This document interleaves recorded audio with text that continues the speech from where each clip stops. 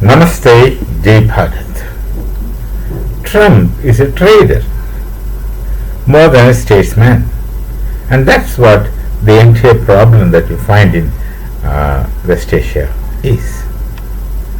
He talks about deals, nothing really happens. He says so many things, nothing really happens. He says Iran is so, this people are so, nothing is happening. IRGC doesn't bother. Perhaps they don't understand what Trump is trying to say. They just understand one language. That's a language of aggression, arrogance, and terror. These people are fundamentalist terrorists with a mindset which others can't understand and don't understand. So for them, death is a welcome situation and they will go on. And whatever Trump says doesn't make sense to them. Trump keeps speaking about deal and keeps speaking about deal as it's something like a business deal. But he is absolutely far from being a statesman. Good trader doesn't mean that he will be a good statesman, or far from being a statesman at all. That's the case. So whatever Trump says, whatever we see, whatever we hear, can't trust. One should not trust. We do not know what will be. Things will come as it comes, and nothing less, nothing more. Whereas Israel, Netanyahu knows what he is up to. He knows his objectives. He knows very clearly what he wants, and he also knows how to execute it, but for Trump. Netanyahu can't do things alone because he's such a small state. And another thing, Trump is not connected really. He is far, he is sitting very far. Netanyahu is right in the middle of those people. And he knows how they are, and he also knows how to deal with them. Probably Trump thinks that this is something like going to Venezuela and just plucking the president and bringing him to US, or is something like Cuba. So he thinks things will be cakewalk. He believes in the American might of the army, manpower, war, machinery, weapons, etc. All these things are all right. But then to what extent do the people behind the gun or machineries are organized and disciplined is something which I cannot know, which I don't think even the people of US also know. To what extent they are dedicated, to what extent they are disciplined is something which we don't understand, because their kind of nationalism belongs to a different category, and the kind of nationalism which I am used to, it belongs to an entirely different category. For me, my nationalism is based on a knowledge tradition, a Sanskriti, etc., which is based on the Vedas and the Upanishads.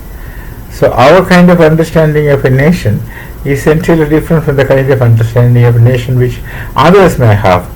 I am not telling this is better, that is not, but things are very different and they have different categories and they need to be looked at with different perspectives and different sets of rules of understanding.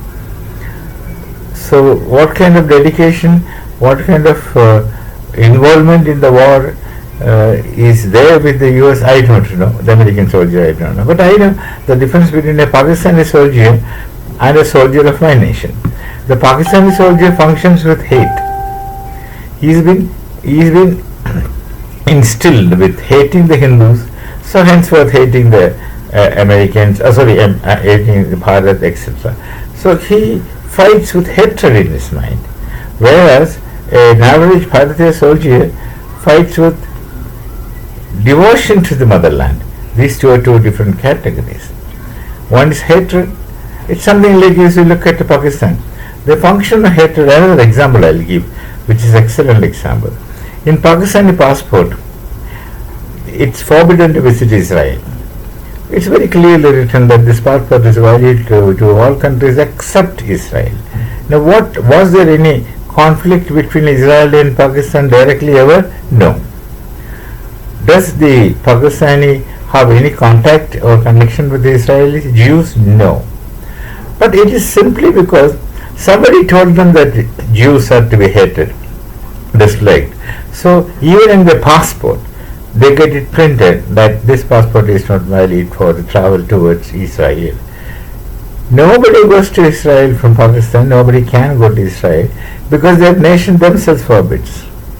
Whereas we have had several battles and conflicts and contradictions with Pakistan, there are no such things written in their passport. So that kind of hatred, so a Pakistani average soldier is governed by hatred, and an Indian, a Bharatiya soldier or an average is governed by the love for his motherland, which is kind of devotion because we look at our nation as mother. And I don't know how an average American soldier fights. So, but I understand how an IRGC soldier fights. He fights for Jannat. He fights for heaven. He fights for jihad. He fights. He believes that he fights for his God, and he also fights for life after death, with all kinds of luxuries, promises, etc. Both promises of reward and fear of punishment. So the situation is different, and Trump can deal with these things. But the person who can deal with is Netanyahu, and Trump doesn't listen to him. And Netanyahu is fed up to the nose with this man, and he is just going and fingering the IRGC, then backing up, saying the IRGC agreed for ceasefire. They will not agree for ceasefire. And Trump doesn't think he thought it's cakewalk. It's not Cuba. This is not Venezuela. These are the kind of people with different kinds of mindset. If you can't understand it, then you don't have any statesmanship. You may be a good trader, but not a statesman. That's the situation. As a result, the thing will prolong. And when it prolongs, oil crisis will continue. And when oil crisis will continue, prices, market will go up. Trump is an excellent tradesman, no doubt. He makes money from the battle, from the conflict and from the war. His share markets are soaring high. He knows how to do that. Such manipulation is very good, but absolutely he has nothing to do with statecraft and statesmanship. But the people will have to face, endure, suffer, whatever. It's there. Coming to us, can't help it. We shall meet again. Namaste. Jai Bharat, Jai Sri Ram.